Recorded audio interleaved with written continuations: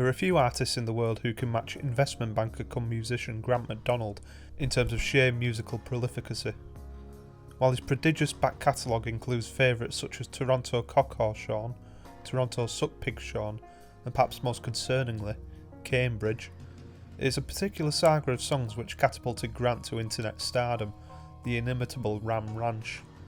In this video, I'll look to highlight a few areas of musical interest within the series and provide a subjective ranking of the first 50 songs.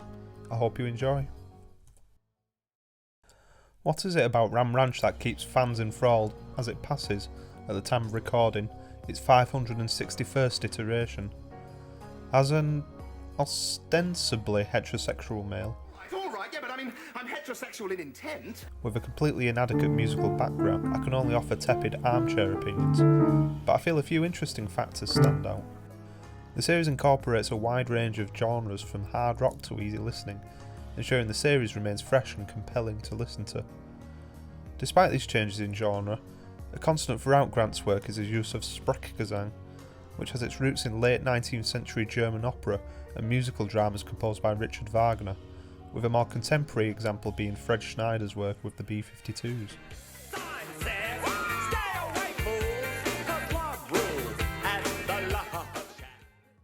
Yeah, Pierre, on your back I see a tattoo of the fleur-de-lis.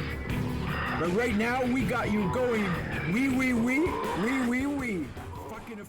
Grant further showcases his Wagnerian influence with his frequent use of the leitmotif. The repetition of this idea helps, amongst other things, create a sense of familiarity with a character or setting, and potentially guide an audience to feel a particular emotion.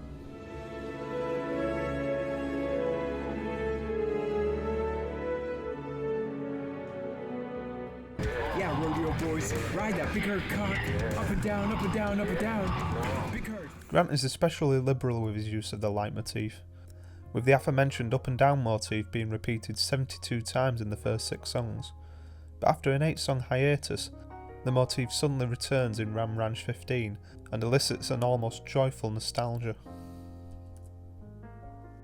Anyway, enough of the pretentious wanking and onto some contentious ranking. Here goes. Ram Ranch 1. Starting with the classic, the introduction to the Ram Ranch series remains easily the most well known, and for good reason. An iconic guitar riff and some of the most inventive rhymes in the series give this an easy A-tier placement. Ram Ranch 2. The second outing is slightly disappointing in comparison. The heavy rough moaning, a staple of the series, clashes awkwardly with the mellow guitar track. This is also Grant's first foray into experimental reverb, and while not the worst, it's certainly one of the weaker efforts. Sorry Grant, this is a D tier for me. Ram Ranch 3. A much more fitting 12-bar blues track accompanies a very lyrically similar ditty to Ram Ranch 2. While it has a pleasing foot-tapping lilt, the poorly implemented loop 3 minutes in and reverb stop this from becoming one of the stronger entries. High C tier. Ram Ranch 4. While a very economic song, with the main verse repeated 6 times in its short 10-minute run-through, the heavy backing track, individual focus on Shawn, and much improved use of the reverb set this comfortably in B tier. Ram Ranch 5. Getting fucked in the Ram Ranch pool, breaking every golden rule. While this lyric alone would set in the motion for an automatic A tiering, the weak reverb and at times slightly stilted lyrical performance from Grant set this as a more average offering. Ranch di Riete 6. The first of many songs directing their unique admiration of Prince Harry.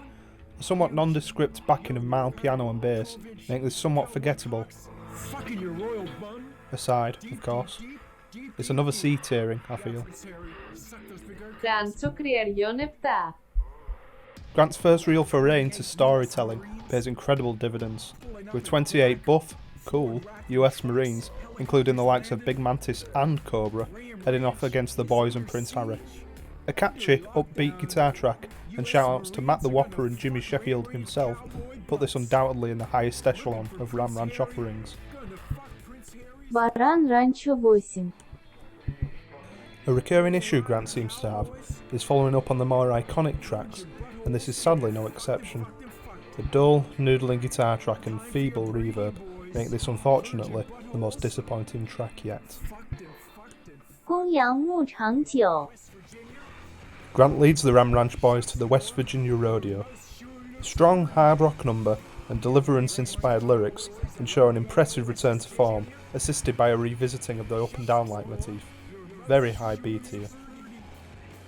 Ramboerderijteam. The lads pull into the beach at Prince Edward Island, on the prowl for fishermen and cute island boys. A fairly plain, yet pleasant enough, pop rock track, coupled with the sunny imagery and speedos, help this give a relaxed beach vibe. I like it, B tier. 램 목장 11 The boys are in Montreal this week, scouting for the French. Pierre Fitch, Sean's French-Canadian counterpart, bears the brunt of Grant's vicious taunting, set to foreboding heavy guitar. While the tonal shift from 10 is almost whiplash-inducing, some interesting lyrics help Savage 11 a B tiering. Ram Ranch 12. Not much to say on this one.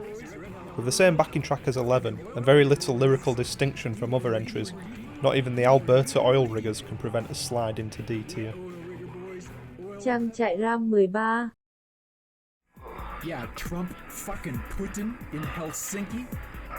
Yeah, Trump fucking Putin in Helsinki. Deep. Don't think I need to add to that. Rancho Ram 14. A rehash of Ram Ranch 10, the backing track at least fits thematically, with Crystal Crescent Nude Beach hosting the boys today. The unoriginality does confine the song to D tier, however. Rancho Carneiro 15. Today's object of affection are the Black Hole Biker Boys. While the track does build impressive tension, there isn't an adequate release, and it's up to a triumphant return of the up and down motif to save 15's C tiering. Ram Ranch 16. The spiritual follow-on from Ram Ranch 7 is payback time for the Navy cadets, with the quantity totalling a frankly irresponsible 90. This doesn't reach the heights of 7 sadly, owing to some subpar sound mixing and the occasional voice crack and stutter from Grant. Ram Ranch Big Size. While I'm not usually a fan of repeating backing tracks, the revised morning track, along with Grant's torment of Sean, once again succeed in creating an oppressive and at times darkly atmospheric experience. B tier, very similar to 11. Ram Pannai 18 The initial intrigue of a new backing track soon evaporates after its descent into a horrific, screeching guitar riff. The sound mixing once again is very lacklustre in this entry, a real shame for the ranch's first excursion to the UK. Rancho Nova 19. The intrepid trio of Zach, Josh and Tom stumble upon, would you believe it, a nude Prince Harry enjoying a swim. An unusual string melody gives way to a fairly generic, uninspired soft rock number. Not bad, but a bit middle of the road for Grant. Trollpapukarður 20. The Navy SEALs are coming to liberate the cadets from the ranch, a callback to the exploits of 7 and 16. Unfortunately, this extends to the latter's sound mixing issues.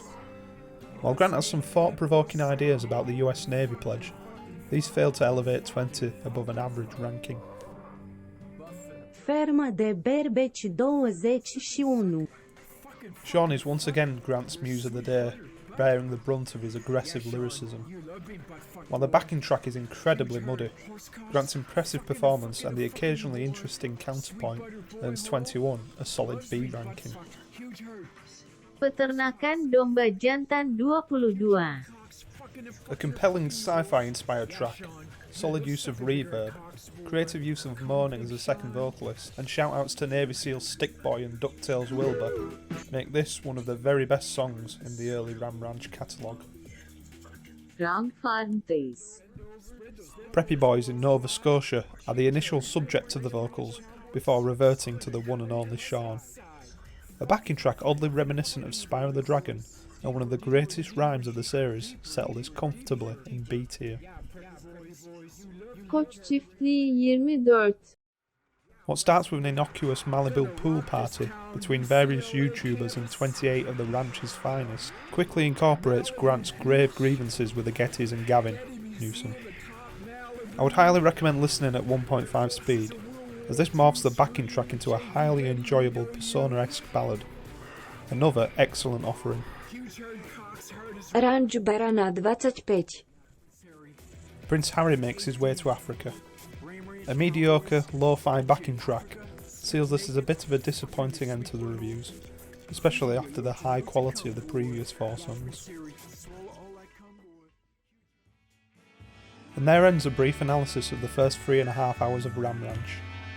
And yes, while some of the commentary is admittedly a little tongue-in-cheek, I say with absolute sincerity that it's incredibly impressive the loyal following Grant has amassed, as is the joy he has and will continue to provide thousands for his unique songwriting. Long may it continue. Or, as someone who isn't a complete wanker might put it, Ram Ranch, it rocks!